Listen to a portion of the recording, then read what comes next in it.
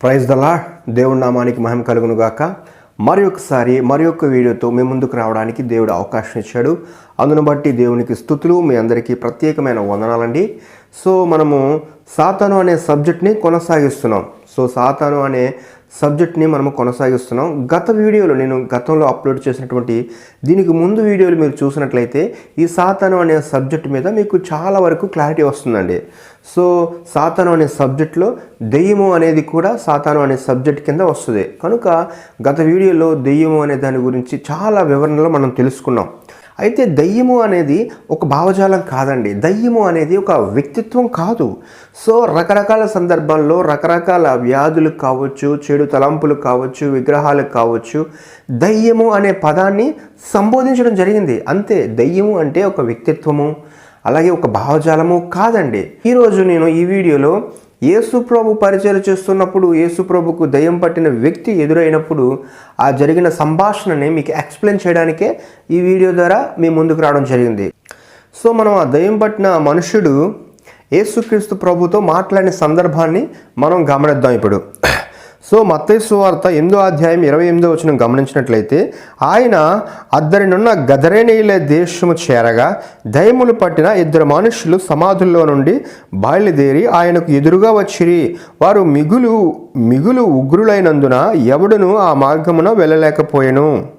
ఇక్కడ మనం గమనించినట్లయితే మత్తయి సువార్తలో గదరేనీయుల దేశం అని ఉంది. అదేవిధంగా మార్కు సువార్తలో, లోకా సువార్తలో కూడా గెరాసేనుల దేశం అని ఉందండి.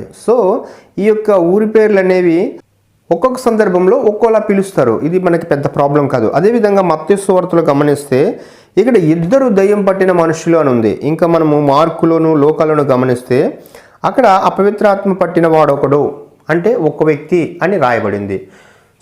మార్కు గారు, లోక గారు ఒకలా రాస్తారు, మత్తయి గారు ఒకలా రాస్తారు, 2 అని రాస్తారు. మార్కు, లోక గారు ఒక వ్యక్తి అనే విధంగా రాయడం జరిగింది. ఇక్కడ మనం మత్తయి సువార్తలో గమనించినట్లయితే దయ్యం పట్టిన 2 మనుషులు అని రాయబడింది. మనం మార్కు కానీ లోక కానీ గమనించినట్లయితే అక్కడ ఒక్క వ్యక్తిగా సంబోధించబడింది. అక్కడ మార్కులో, లోకాలో కూడా సేన ఉంటుంది. సేన అంటే అనేకులము అని, అంటే తనలో అనేకులు ఉన్నారు అనే వివరణ అక్కడ వస్తుంది. ఇక్కడేమో ఇద్దరన్నా ఫ్లోరల్ అండి, అనేకులన్నా ఫ్లోరలే. అయితే ఇక్కడ దీని యొక్క ఒక్కరా అనేది మనకి అంత ప్రాముఖ్యం కాదు. కానీ అక్కడ ఆ యొక్క దెయ్యం పట్టిన వాడి యొక్క సిమ్టమ్స్, యేసు ప్రభుతో మాట్లాడినటువంటి సిమ్టమ్స్ని బట్టి దెయ్యము అంటే మనకి కొన్ని విషయాలు తెలుస్తాయి. ఆ సిమ్టమ్స్ని బట్టి దెయ్యం పట్టడం అంటే ఏంటి అనేవి ఇంకొన్ని విషయాలు మనకి అర్థం అవడానికి అవకాశం ఉంది. మనం ఇక్కడ గమనించినట్లయితే వాడు, ఆ దయ్యం పట్టిన వాడు సమాధులలో నివసించేవాడు అని రాయబడింది. అదే రీతిగా వాడు ఉగ్రుడై, అంటే ఆ మార్గమున వెళ్ళలేకపోయేవారు. చాలాసార్లు కాళ్ళకు చేతులకు సంఖ్యలు వేసి బంధించినా ఆ సంఖ్యలన్నీ తుత్తునీలుగా చేసేవాడట. సంఖ్యలతో వాడిని బంధించినా కూడా ఆ సంఖ్యలని తెంపేసుకునేటువంటి అంత బలం కలిగినటువంటి పరిస్థితి ఆ యొక్క దయ్యం పట్టిన వాడికి ఉంది. ఎవడు కూడా వాడిని సాధుపరచలేకపోయారు. సాధుపరచడం అంటే ఎవడు కూడా వాడిని శాంతంగా కూల్ చేయడము, లేకపోతే నెమ్మదిగా తనని ఉంచే ప్రయత్నము చేయలేకపోయారు. ఎందుకంటే అంత క్రూయల్గా ఉన్నాడు. సంఖ్యలు కూడా తెంపేసుకుంటున్నాడంటే చూడండి ఎంత ఉగ్రుడై ఉన్నాడో. ఆ వ్యక్తి రాత్రింబగళ్ళు సమాధుల్లో ఉంటూ కేకలు వేసేవాడండి. చాలా పెద్ద పెద్ద కేకలు వేసే పరిస్థితి. తాను రాళ్లతో గాయపరుచుకునేవాడట. రాళ్లతో కొట్టుకుంటూ గాయపరుచుకునేవాడట. చూడండి ఏం చేస్తున్నాడో వాడికి తెలియట్లేదు. రాళ్లతో కొట్టుకొని గాయపరుచుకుంటున్నాడు ఆ దయ్యం పట్టినటువంటి మనిషి. మీకు అర్థమవుతుందా? దయ్యం పట్టిన వాడి యొక్క యాటిట్యూడ్, వాడి యొక్క ప్రవర్తన, వాడికి ఉన్న సిమ్టమ్స్ ఎలా ఉన్నాయంటే సమాధులలో నివసిస్తూ కేకలు వేసేవాడటండి. సంఖ్యలు కట్టేసినా కూడా వాటిని తెంపేసుకునేవాడట. నెక్స్ట్ రాళ్లతో గాయపరుచుకునేవాడు అనమాట. ఇంత క్రూయల్గా ఆ మార్గాన ఎవ్వరూ వెళ్ళలేకపోయేవారు, అంత భయపడిపోయేవారు. అలా ఉండేవాడు. అంత భయంకరంగా ఉన్నటువంటి ఆ దెయ్యం పట్టినటువంటి వ్యక్తి యేసు ప్రభు పరిచయ నిమిత్తం ఆ మార్గం గుండా వెళ్తున్నప్పుడు యేసు ప్రభుని చూసి గుర్తుపట్టాడు. దేవుని కుమారుడా, నన్ను బాధ పెట్టొద్దు, నన్ను పాతాళంలోకి పంపొద్దు అంటూ యేసు ప్రభుని గుర్తుపట్టి ఇంకా మనం గమనించినట్లయితే యేసు ప్రభుకి నమస్కారం కూడా చేశాడండి. సో నన్ను నాశనం చేయొద్దని దేవుని పేరట ఒట్టు పెట్టుకున్నాడు. సో యేసు ప్రభు నీ పేరేంటి అని అడిగినప్పుడు నా పేరు సేన అంటే మేము అనేకులము అని తెలియచేశాడు. ఆ యొక్క దెయ్యం పట్టిన వ్యక్తి ఒకవేళ నన్ను నాశనం చేయాలనుకుంటే ఆ పందుల మందులోకి నన్ను పంపు అని వేడుకున్నాడు యేసుప్రభుని. సో యేసుప్రభు ఆ వ్యక్తిని స్వస్థపరిచాడు. సో యేసుప్రభు ఆ వ్యక్తిని స్వస్థపరిచినప్పుడు సో పందుల మందులోకి ఆ దెయ్యాలను పంపించినప్పుడు అవి చనిపోయాయి. ఇంచుమించు 2000 సంఖ్య గల పందులు ఆ యొక్క సముద్రంలో పడి ఆ నీళ్ళలో పడి చనిపోయాయి. సో మనం గమనించినట్లయితే ఆ యొక్క దెయ్యం పట్టిన యొక్క వ్యక్తి సిమ్టమ్స్ను మనం గమనిస్తే ఒక విషయం అయితే క్లారిటీగా చెప్పొచ్చండి. సో దాన్ని పిచ్చి అంటారు. మానసిక వ్యాధి.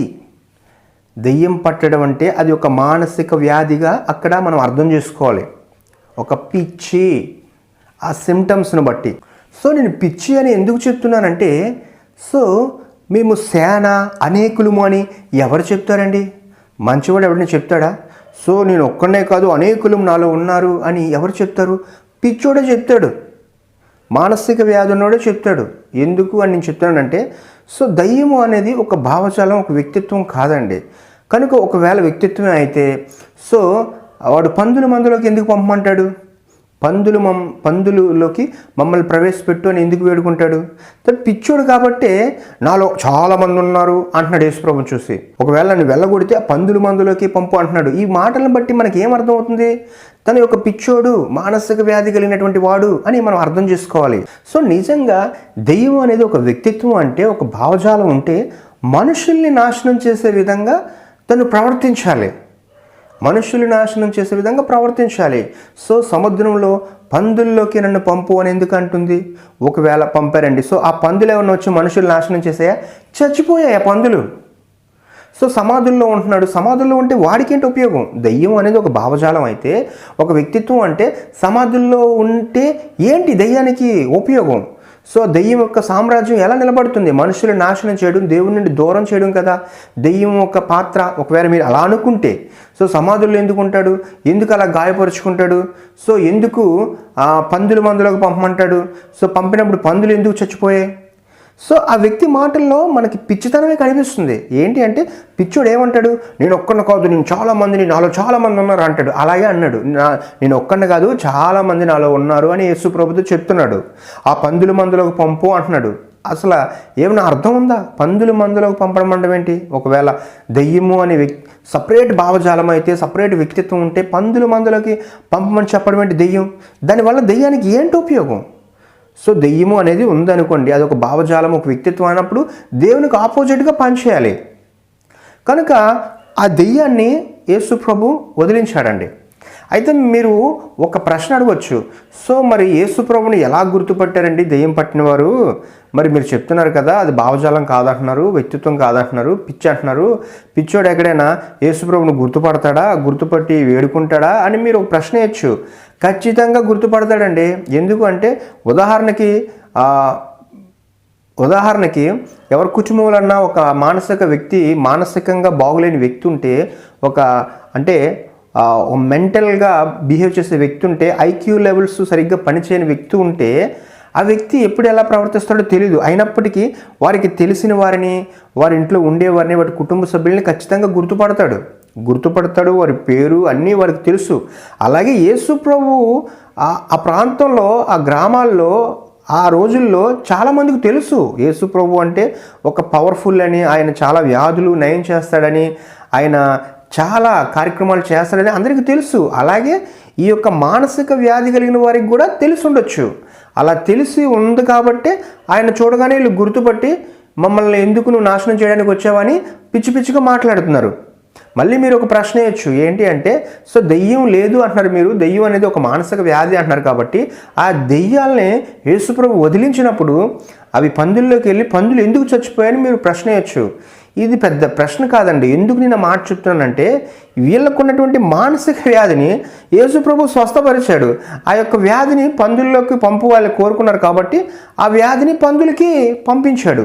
సో పందులకు కూడా ఆ యొక్క మానసిక వ్యాధి అనేది వచ్చింది. అవి కూడా పిచ్చెక్కిపోయి ఏం చేయాలో తెలియక సముద్రంలో మునిగి చనిపోయాయని అక్కడ రాయబడింది వాక్యం. మీకు అర్థమవుతుందా? సో ఆ మానసిక వ్యాధిని యేసుప్రభు పందుల్లోకి పంపినప్పుడు ఆ పందులు నీటిలో మునిగిపోయి ఊపిరాడక చచ్చిపోయాయి. 2000 సంఖ్య గల పందులు చచ్చిపోయాయి. సో దెయ్యం అనేది ఒక వ్యక్తిత్వం, ఒక భావజాలం అయినప్పుడు చచ్చిపోతాయా? ఆ పందులు వచ్చేసి ఊళ్ళోకి వచ్చేసి మనుషుల్ని కూడా చంపే ప్రయత్నం చేస్తాయి. అది ఒక మానసిక వ్యాధి. సో ఒక రకంగా చెప్పాలంటే వాడుక భాషలో అది ఒక పిచ్చి. సో పిచ్చోళ్ళు ఎలా ప్రవర్తిస్తారో వాళ్ళకి తెలియదు. ఎందుకంటే వాళ్ళకి తెలియనంత బలం వారిలో ఉంటుంది అనమాట. ఎందుకంటే ఎవరిని చూడరో, వారిని ఏమన్నా అన్నా లేకపోతే ఏమన్నా చేసినా వాళ్ళు కొట్టేయడానికన్నా లేకపోతే వారిని వారు గాయపరుచుకోవడానికన్నా సిద్ధంగా ఉంటారు. వాళ్ళు చేసిన పని అదే. అక్కడ జరుగుతున్న వారికి ఉన్న సిమ్టమ్స్ అన్నీ కూడా అది ఒక వ్యాధి, ఒక పిచ్చి అనే దానికి సంబంధించే అక్కడ ఉన్నాయన్నమాట. అంతే తప్ప దయ్యము అనేది ఒక సపరేట్గా దేవునికి ఒక ఆపోజిట్ అయినటువంటి ఒక భావజాలం, ఒక వ్యక్తిత్వం కనుక మనుషులు నాశనం చేయడంలో దయ్యాన్ని ప్రధాన పాత్ర అనే మీనింగ్ అక్కడ లేదండి. మీకు అర్థమవుతుందని చెప్పింది. మీరు ఆ సందర్భాన్ని మీరు గమనించినట్లయితే క్లారిటీగా అక్కడ రాయబడింది. ఎందుకు అంటే దయ్యం పట్టినవాడు ఒకడు ఒక చోట, దయ్యం పట్టినవారు ఇద్దరు అని ఒక చోట రాయబడింది. సో అందులో సారాంశం ఏంటి అంటే, సో వారి యొక్క సిమ్టమ్స్ను మనం గ్రహిస్తేనే దయ్యం అంటే ఏంటి, దెయ్యం పట్టడం అంటే ఏంటి అనే విషయం మనకి ఆ సందర్భంలో అర్థమవుతుంది. సిమ్టమ్స్ మనం చూసాం. ఏంటి అంటే సంఖ్యలతో బంధించినా కూడా సంఖ్యలన్నీ తెంపేసుకుంటున్నారు, రాళ్లతో శరీరాన్ని గాయపరుచుకుంటున్నారు. సో మహా ఉగ్రులై ఆ దారమ్మట వచ్చిన ప్రతి ఒక్కరిని కూడా వారి మీద విరుచుకు పడుతున్నారు, సమాధుల్లో నివసిస్తున్నారు. సో ఈ రకంగా వారి యొక్క సిమ్టమ్స్ ఉన్నాయి. యేసుప్రభు వచ్చినప్పుడు గుర్తుపట్టారు. ఎందుకంటే యేసుప్రభు ఒక పాపులర్ పర్సన్ కాబట్టి ఆ రోజుల్లో గుర్తుపట్టారు. ఎందుకు ఇక్కడికి వచ్చావు, ఎందుకు మమ్మల్ని నాశనం చేస్తున్నామని ఆయన అడిగారు. నెక్స్ట్ అదే టైంలో మేము సేనా అని చెప్పారు. అంటే మాలో చాలా ఉన్నాం, మేము ఎక్కువ మంది ఉన్నాము అని చెప్పారు. అనేక దెయ్యాలని అక్కడ వాళ్ళు చెప్పలేదు. మాలో మేము అనేకులముగా ఉన్నాము అని అర్థం వచ్చేలాగా సేన, నీ పేరేంటి అని యేసుప్రభు అడిగినప్పుడు మేము సేన అనేకులమని వాళ్ళు చెప్పారు. మమ్మల్ని నాశనం చేయాలనుకుంటే ఆ పందుల మందులకు పంపేమన్నారు. అంటే పిచ్చి శాస్త్రాలు అవన్నీ. ఆ పందుల మందులకు పంపే మేము అనేక మంది ఉన్నాం అని చెప్పడం జరిగింది. సో వాళ్ళకున్న వ్యాధిని యేసుప్రభు పందుల్లోకి పంపడం వల్ల పందులు చచ్చిపోయాయి. ఎందుకు అంటే నేను చెప్తున్నానంటే దయ్యము అనేది సపరేట్ వ్యక్తిత్వం, భావజాలం కాదు. ఎందుకంటే చచ్చిపోయినోడు దెయ్యమయ్యే అవకాశం బైబిల్ ప్రకారంగా లేదు. ఒకవేళ మీరు అనుకుంటున్నట్టు దేవదూతల్లో దేవదూత కింద పడిపోయి సాతాను అయిపోయి దెయ్యంగా మారి ప్రజల్లో పట్టి పీడిస్తుంది అనడానికి కూడా అవకాశం లేదు. ఎందుకంటే నాకు గత వీడియోలు చూడండి. ఏదైనా డౌట్ వస్తే డిస్క్రిప్షన్లో నా నంబర్ ఉంది, ఫోన్ చేయండి, లేకపోతే కామెంట్ పెట్టండి. నాకు తెలిసినంత వరకు వివరణ నేను ఇస్తాను. ఎందుకంటే సాతాను అనే సబ్జెక్ట్ గురించి చాలా విషయాలు మీకు బైబిల్ యొక్క ఆధారంగా తెలియపరచడం జరిగింది. సాతాను అనే సబ్జెక్ట్ గురించి ఇంచుమించు 4-5 వీడియోలు ఉన్నాయండి. సో ఈ వీడియో కింద అన్ని ఆర్డర్లో వస్తాయి నా ఛానల్లో, దేవుని సత్యవాక్యమైన ఛానల్లో. అన్నీ చూసి ఒక కంక్లూషన్కి మీరు రండి. అంతే తప్ప దెయ్యం అంటే సపరేట్ భావజాలము, సాతాను అంటే సపరేట్ భావజాలము ఏం కాదండి. టోటల్గా సాతాను అనే సబ్జెక్ట్ ఏంటి అంటే దేవునికి ఆపోజిట్ అనమాట. అంటే దేవుని యొక్క వాక్యానికి, దేవుని యొక్క చిత్తానికి ఆపోజిట్గా జరిగే ప్రతిదాన్ని కూడా సాతాను అంటారు. సో ఈ సాతాను అనే సబ్జెక్ట్లో చాలా ఉంటాయి. లోకం అంతా కూడా ఫర్ ఎగ్జాంపుల్ దేవునికి వ్యతిరేకంగా లోకం చాలా వరకు ఉందనుకోండి, అదంతా సాతాను సంబంధమైనదే అని చెప్పొచ్చు సింపుల్గా చెప్పాలంటే. ఎందుకంటే మనలో వచ్చే చెడు ఆలోచనలు అపవిత్రాత్మ అనొచ్చు, నిర్జీవమైన విగ్రహాన్ని దెయ్యము అంటారు. సో మానసిక వ్యాధిని, పిచ్చితనాన్ని దెయ్యము అంటారు. ఇంకా దీర్ఘకాలిక వ్యాధిని దెయ్యము అంటారు. సో ఇలా చాలా విషయాలు సాతాను సంబంధమైనటువంటి కార్యక్రమాలు అని చెప్పొచ్చు బైబిల్ ప్రకారంగా. అంతే తప్ప సాతాను అంటే సపరేట్గా ఒక వ్యక్తిత్వం, ఒక భావజాలం అని బైబిల్ ఎక్కడా చెప్పట్లేదు. అది అర్థం చేసుకోవడంలో ఉన్నటువంటి మిస్టేకే తప్ప దేవుడి ఉద్దేశంలో ఎప్పుడు కూడా మనల్ని రాంగ్ గైడెన్స్ అనేది బైబిల్ ఇవ్వలేదు. కనుక చాలా వరకు ఈ యొక్క సాతాను అనే సబ్జెక్ట్ గురించి మీకు చాలా విషయాలు తెలియపరిచాను. సో ఈ కొద్ది మాటలు మనందరి వినికిడిలో దేవుడు దీవించునుగాక. ఆమేన్.